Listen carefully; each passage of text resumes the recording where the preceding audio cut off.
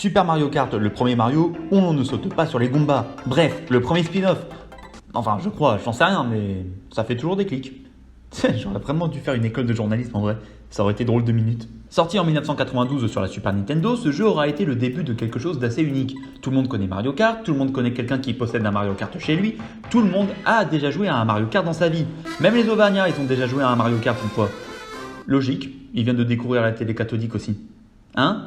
J'abuse?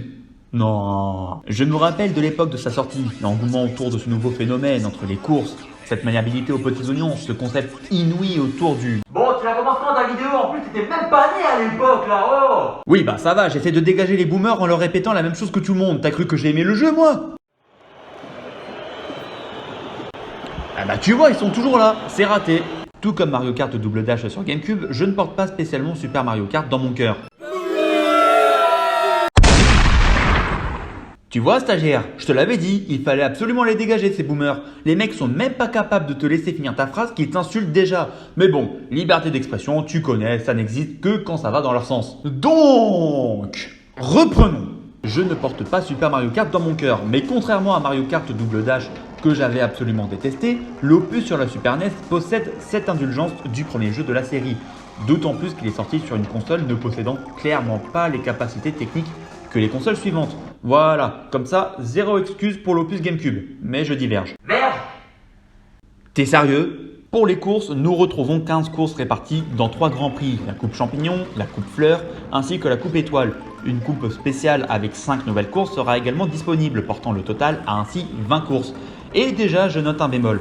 Je ne demande absolument pas à ce que les courses soient toutes différentes. Si j'ai parlé d'indulgence pour un jeu Super NES tout à l'heure, ce n'est quand même pas pour rien. Mais sérieusement, 4 circuits Mario, 3 plaines baignées alors que les 2 environnements sont déjà assez similaires, 3 vallées fantômes, ça représente déjà la moitié des courses du jeu ça messieurs, non! D'autant plus que les tracés sont plus ou moins similaires, nous évoluons systématiquement dans des environnements assez carrés et les courses, même entre environnements différents, donnent cette impression que les tracés se ressemblent.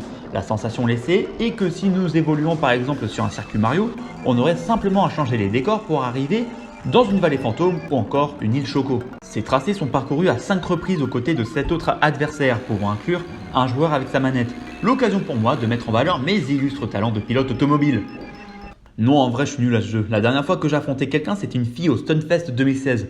Je me suis fait éclater, j'ai plus de nouvelles d'elle, depuis je vis dans la pénombre, en m'entraînement durement sans relâche dans l'unique espoir de prendre ma revanche. Tu racontes n'importe quoi! Oui, la vérité est que maintenant j'ai une superbe copine, un salaire d'ingénieur ainsi qu'un...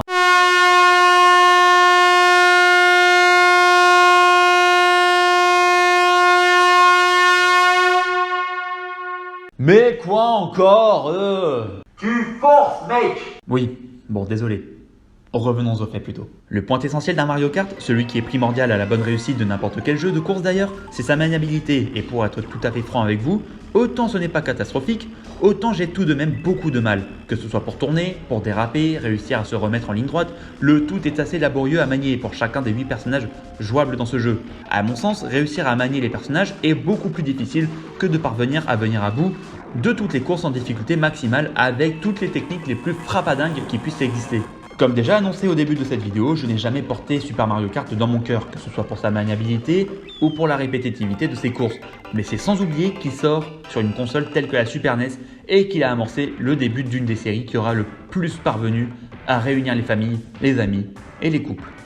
Ou au contraire à les briser, au choix. Dites-moi en commentaire.